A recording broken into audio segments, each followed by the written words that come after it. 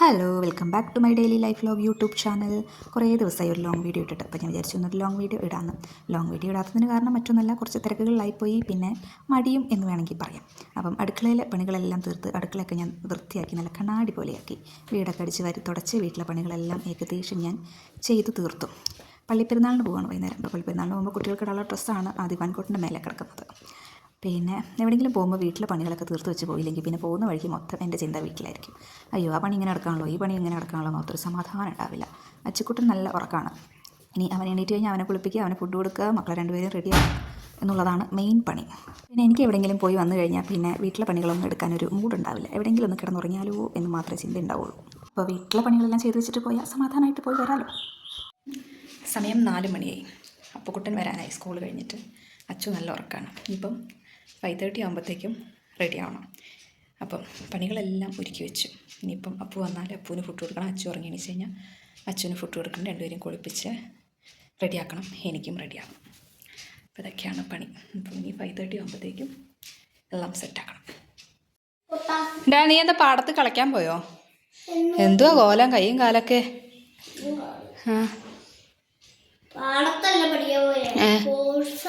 Sports ആയതുകൊണ്ടാ? ഓ അത് ശരി. നീ ഓടിയോ? അങ്ങനെ അപ്പുക്കുട്ടൻ സ്കൂൾ കഴിഞ്ഞെത്തി. ഇച്ചായനും പണി കഴിഞ്ഞ് വീട്ടിലെത്തി. അപ്പോൾ ഇച്ചായൻ കൊണ്ടുവന്ന ഹൈബ്രിഡ് മണിത്തക്കാളിയാണ് കേട്ടോ ഇത്. ഞാൻ ആദ്യമായിട്ടാണ് ഹൈബ്രിഡ് മണിത്തക്കാളി കാണുന്നത്. വൈകിട്ടത്തേക്ക് കഴിക്കാൻ ഞാൻ ടൊമാറ്റോ റൈസ് ഉണ്ടാക്കി. ടൊമാറ്റോ റൈസും പിന്നെ ചള്ളാസും വെച്ചു. ഈ റൈസിന് പിന്നെ കറിയൊന്നും അങ്ങനെ വേണമെന്നില്ല. ഈ ഒരു ചള്ളാസ് വെച്ച് മിക്സ് ചെയ്ത് കഴിക്കാൻ തന്നെ അപാര ടേസ്റ്റാണ്. എൻ്റെ അപ്പുക്കുട്ടന് ഭയങ്കര ഇഷ്ടമുള്ളൊരു സംഭവമാണിത്.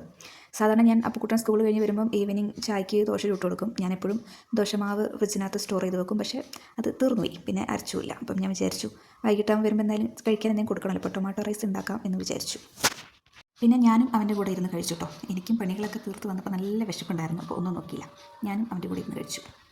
അപ്പുക്കുട്ടനെ വന്ന വഴി ഞാൻ കുളിപ്പിച്ചിട്ടാണ് അവന് ഫുഡ് കൊടുത്തത്. അച്ചുക്കുട്ടനും ആ സമയപ്പോഴത്തേക്കും എണീച്ച് കുളിച്ച് അവനും ഫുഡൊക്കെ കഴിച്ചായിരുന്നു. ശേഷം ഞാൻ കുളിക്കാൻ പോയി ഇറങ്ങി വന്നപ്പോൾ ഉള്ള അവസ്ഥയാണത്.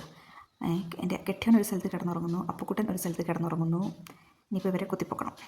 അങ്ങനെ ഇച്ചായനെ ഉറക്കത്തിൽ നിന്ന് എങ്ങനെയൊക്കെയോ കുത്തിപ്പൊക്കി. ശേഷം ഞാൻ പോയി വേഗം റെഡിയായി. അപ്പുക്കുട്ടനെ ഉറക്കത്തിൽ നിന്ന് കുത്തിപ്പൊക്കാൻ ഞാൻ കുറേ നോക്കി. പക്ഷേ എന്ത് ചെയ്താലും ആശാൻ എണീക്കുന്ന ലക്ഷണം കാണുന്നില്ല. പിന്നെ ഞാൻ ഉറങ്ങുന്ന കുട്ടീനെ എങ്ങനെയൊക്കെയോ ഷർട്ടും ട്രൗസറും ഒക്കെ ഇടിയിച്ചു.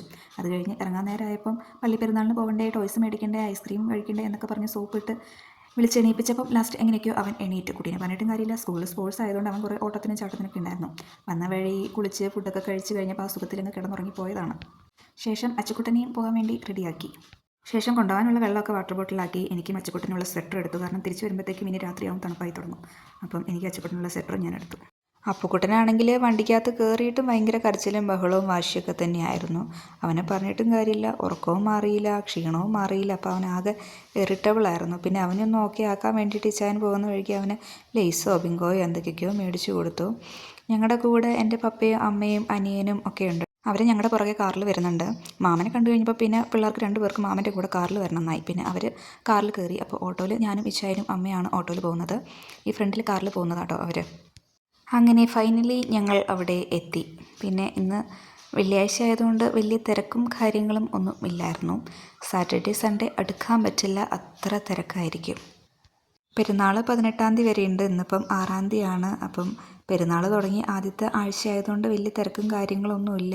ശനി ഞായറൊക്കെയാണ് നല്ല തിരക്കുണ്ടാവുക. അപ്പോൾ ഞങ്ങൾ വെള്ളിയാഴ്ച വന്നത് തന്നെ വലിയ തിരക്കില്ലാണ്ട് വഴിപാടൊക്കെ ചെയ്ത് പ്രാർത്ഥിച്ച് പെരുന്നാളൊക്കെ കൂടി നല്ല രീതിയിൽ വരാമല്ലോ എന്നോർത്തിട്ടാണ് ഞങ്ങൾ വെള്ളിയാഴ്ച പോയത്. അതുകൊണ്ട് തന്നെ പാർക്കിംഗ് എളുപ്പമായിരുന്നു കേട്ടോ.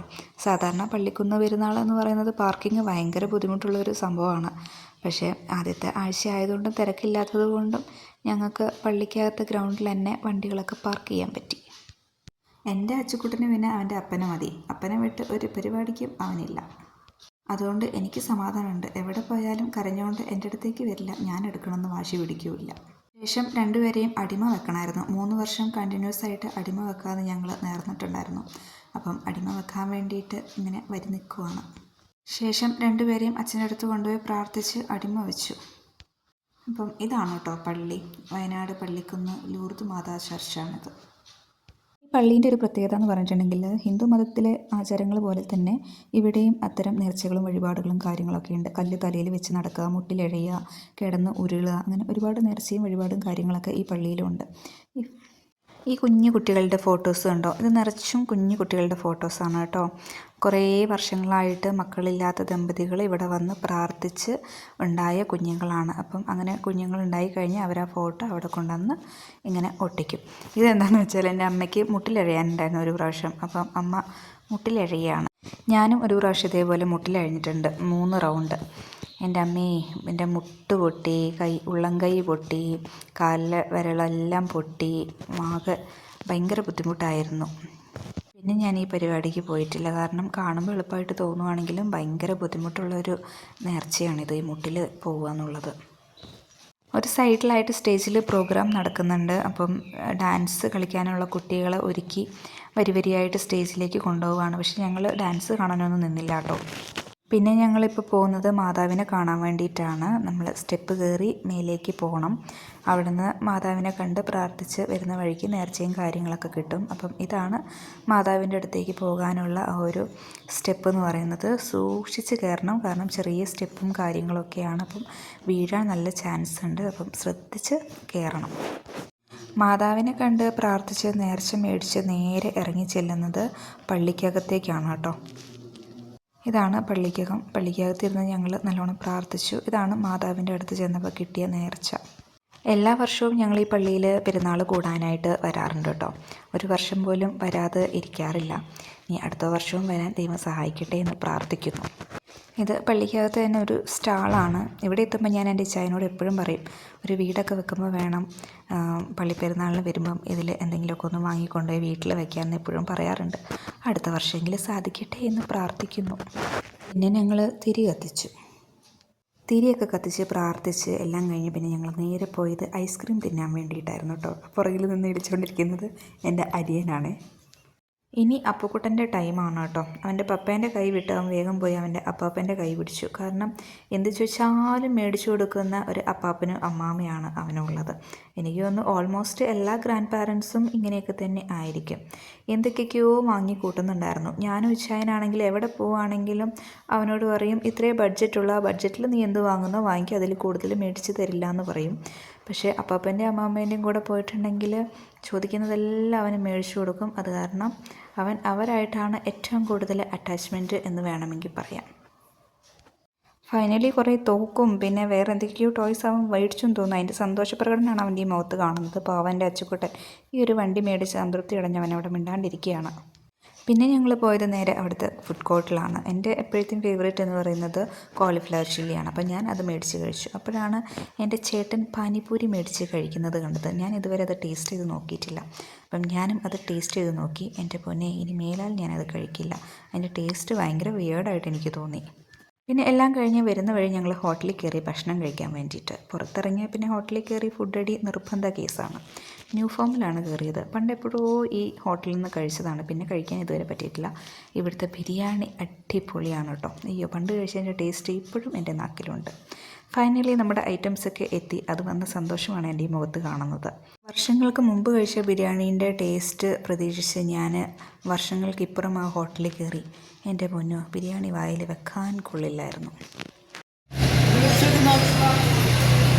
എടാ, എൻ്റെ കെട്ടിയോൻ പോയാൽ എനിക്കിത്ര വിഷമം, നിനക്ക് എന്തെത്ര വിഷമോ?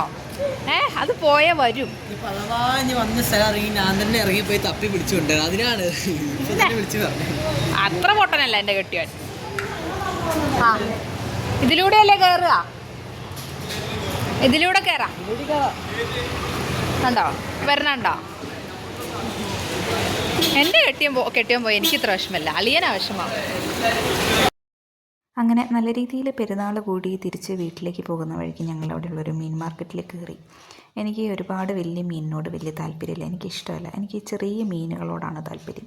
മത്തി, അയില, കോര, നത്തോലി, പിന്നെ പ്രോൺസ്, അതൊക്കെ ഭയങ്കര ഇഷ്ടമാണ്. അപ്പം നോക്കുമ്പം മത്തി കണ്ടു. അപ്പം 1 കിലോ മത്തി മേടിച്ച് ഞങ്ങൾ വീട്ടിൽ പോയി. അപ്പം ഇന്നത്തെ വീഡിയോ ഇത്രയേ ഉള്ളൂ. Tata bye bye, see U.